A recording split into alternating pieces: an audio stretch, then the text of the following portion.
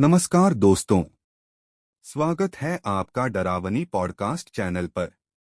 यहाँ आपको मिलेंगी ऐसी डरावनी कहानियाँ जो आपके दिल की धड़कनें तेज कर देंगी।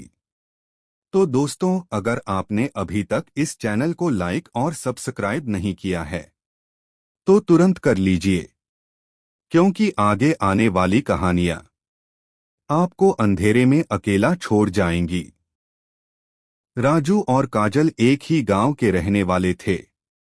दोनों बचपन से ही एक दूसरे के साथ खेलते, बातें करते और धीरे धीरे उनका रिश्ता गहरी मोहब्बत में बदल गया। गांव वाले उनकी दोस्ती पर मुस्कुराते थे, पर उन्हें इस बात का अंदाजा नहीं था कि यह मासूम दोस्ती समय के साथ एक ऐसा बंधन बनेगी जिसे तोड़ना आसान नहीं होगा।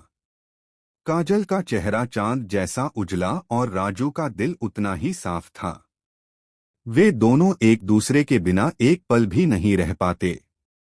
अक्सर रात में दोनों चुपके से गांव के बाहर पीपल के पेड़ के पास मिलते और सपनों की दुनिया सजाते। राजू हमेशा कहता, काजल, चाहे कुछ भी हो जाए, मैं तुझे कभी नहीं छोड़ूंगा।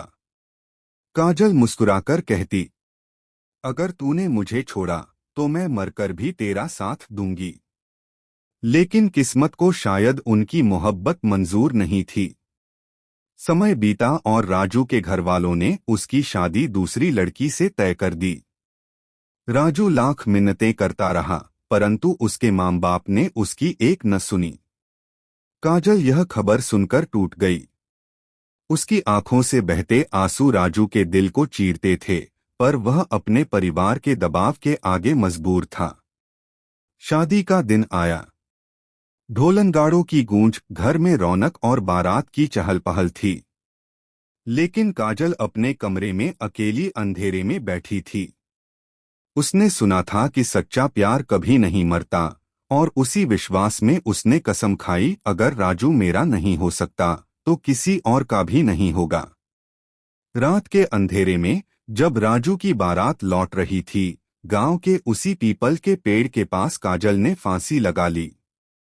उसकी आत्मा ने वहीं आखिरी सांस ली। आत्मा की वापसी। शादी के बाद से ही राजू की जिंदगी अजीब होने लगी। पहली ही रात दुल्हन के कमरे में अंधेरा छा गया और अचानक हवा का एक तेज झोंका आया। दिए बुझ गए। राजू ने महसूस किया कि कोई ठंडी छाया उसके चारों ओर घूम रही है। उसकी दुल्हन डरकर सहम गई, लेकिन राजू जानता था कि यह काजल की आत्मा थी। दिन बीतते गए, पर हर रात राजू को अजीब आवा